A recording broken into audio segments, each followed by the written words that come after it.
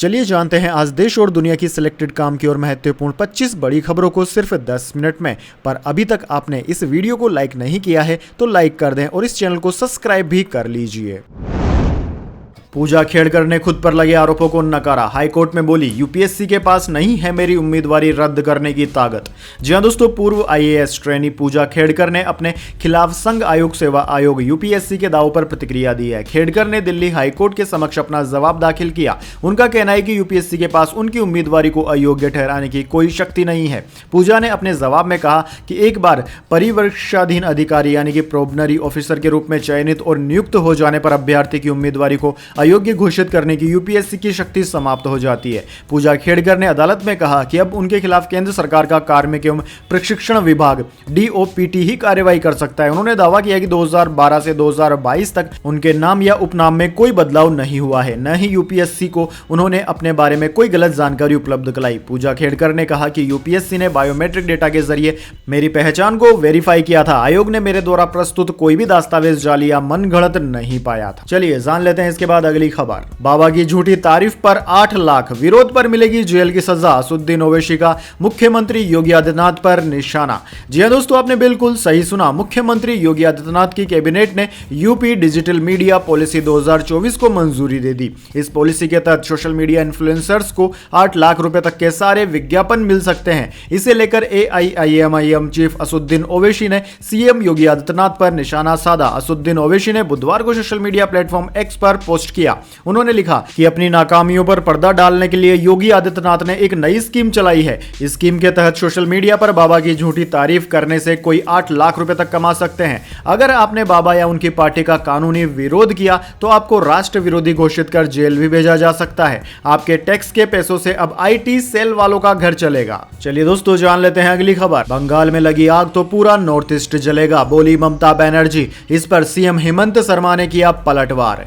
जी हां दोस्तों, पश्चिम बंगाल की राजधानी में ट्रेनी डॉक्टर के साथ रेप हत्या मामले को लेकर पूरा देश गुस्से में है। भारतीय जनता पार्टी बीजेपी इस मामले को लेकर मुख्यमंत्री ममता बनर्जी के इस्तीफे की मांग कर रही है। यह मुद्दा अब इतना गर्मा गया है कि नेता एक दूसरे को धमकाने पर उतर चुके हैं। दोस्तों, सीएम ममता बनर्जी ने ऐलान किया है कि कोलकाता रेप केस को लेकर टीएमसी 31 अगस्त 2024 को राज्य के हर ब्लॉक में प्रदर्शन करेगी। बंगाल बंद पर सीएम ममता बनर्जी ने कहा कि बंगाल में आग लगाने की कोशिश की तो सब जगह आग लगेगी। उन्होंने कहा कि कुछ लोगों को लग रहा है कि ये बांग्लादेश है। मुझे बांग्लादेश पसंद है, वहां के लोग हमारी बात करते हैं। बांग्लादेश और बंगाल की संस्कृति एक है, लेकिन ये याद रखिएगा, बांग्लादेश एक अलग देश है और भारत एक अलग देश है।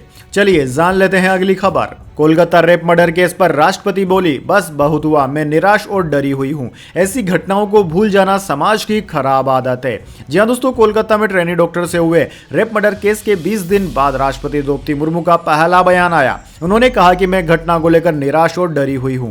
अब बहुत हो चुका है, समाज को ऐसी घटनाओं को भूलने की खराब आदत छोड़नी होगी। राष्ट्रपति मुर्मू ने women safety enough is enough नाम से एक आर्टिकल लिखा था, जिस पर उन्होंने मंगलवार को पीटीआई के एडिटर्स से चर्चा की। उन्होंने कहा कि कोई भी सभ्य समाज अपनी बेटियों और बहनों पर इस तरह के अत्याचारों की इजाजत नहीं दे सकता। चलिए जान लेते हैं अगली खबर। देश में जोधपुर, आगरा समेत 12 औद्योगिक स्मार्ट शहर बनेंगे। 10 राज्यों में 28,000 करोड़ की स्कीम मंजूर, 40 लाख नौकरियां भी मिलेगी। जी हां दोस्तों, देश में 9 राज्यों में 12 औद्योगिक स्मार्ट शहर तैयार किए जाएंगे। इसके अलावा 10 राज्यों में 6 कॉरिडोर भी बनेंगे। प्रधानमंत्री मोदी की अध्यक्षता में आर्थिक मामलों की कैबिनेट समिति ने बुधवार को 28 अगस्त को इसकी मंजूरी दी। दरअसल दोस्तों, 12 औद्योगिक स्मार्ट सिटी परियोजनाओं के तहत 10 लाख लोगों को प्रत्यक्ष तौर पर और 30 लाख लोगों को अप्रत्यक्ष रोजगार मिलने की भी संभावना है। केंद्रीय मंत्री अश्विनी वैष्णव ने कहा कि प्रोजेक्ट की कुल लागत 28,602 करोड़ रुपए होगी। 1.52 लाख करोड़ की निवेश क्षमता होगी। ये औद्योगिक smart city national industry development corridor programme NIDCP के तहत बनाए जा सकते हैं। चलिए दोस्तों जान लेते हैं अगली खबर। महाराष्ट्र की जनता से माफी मांगता हूं, छत्रपति शिवाजी की प्रतिमा गिरने पर बोले डिप्टी सीएम अजित पवार। जी हां दोस्तों, महाराष्ट्र के सिंधुदुर्ग जिले के एक किले में छत्रपति शिवाजी महाराज की प्रतिमा 26 अगस्त को ढह गई थी। इस घटना को लेकर महाराष्ट्र डिप्टी सीएम अजित पवार ने माफी मांगी है। उन्होंने कहा कि इस संबंध में मैं महाराष्ट्र के 13 करोड़ लोगों से माफी मांगना चाहता हूं। छत्रपति शिवाजी महाराज हमारे देवता और 1 साल के भीतर उनकी मूर्ति का इस तरह गिरना हम सभी के लिए सदमा है। अजित पवार ने लातूर जिले में अपनी जन सम्मान यात्रा के दौरान एक सार्वजनिक बैठक में कहा कि चाहे अधिकारी हो या ठेकेदार, दोषियों के खिलाफ कार्रवाई की जाएगी। दरअसल दोस्तों, आपकी जानकारी के लिए बता दें, प्रधानमंत्री मोदी ने पिछले साल 4 दिसंबर को मूर्ति का अनावरण किया था। इसके ठीक 8 महीने बाद 26 अगस्त को मूर्ति गिर गई थी। इस मामले में मूर्ति निर्माण कार्य के ठेकेदार के खिलाफ एफआईआर दर्ज की गई है। एफआईआर लोक निर्माण विभाग की शिकायत के बाद दर्ज की गई, जिसमें दावा किया गया कि मूर्ति का निर्माण घटिया गुणवत्ता का था और संरचना में इस्तेमाल किए गए नट और बोल्ट जंग खाए हुए पाए गए हैं। चलिए दोस्तों, जान लेते हैं इसके बाद अगली खबर। मुंबई में एमवीए की बैठक, उद्धव ठाकरे बोले भगत सिंह कोश्यारी की टोपी कभी नहीं उड़ी, मूर्ति हवा से कैसे गिरी, शरद पवार बोले ये गंभीर मामला है।